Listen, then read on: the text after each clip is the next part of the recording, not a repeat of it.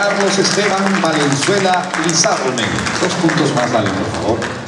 Este logro es el resultado del apoyo incondicional. Primero, de mis padres, en especial de mi amada madre, quien siempre confió en mí, dándome ánimos necesarios para ingresar y dar lo mejor de mí.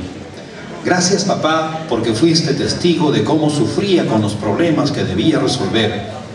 Tu tiempo para escucharme fue clave para reconocer tu apoyo y descubrir que no estaba solo. Gracias a mi hermana, quien después que mis padres partieran, me apoyó siempre en los momentos difíciles para todos. Gracias, querida hermanita. Gracias a mi novia, que en los últimos años tuvo la paciencia y supo darme los ánimos necesarios para dar lo mejor de mí. Te amo, querida novia.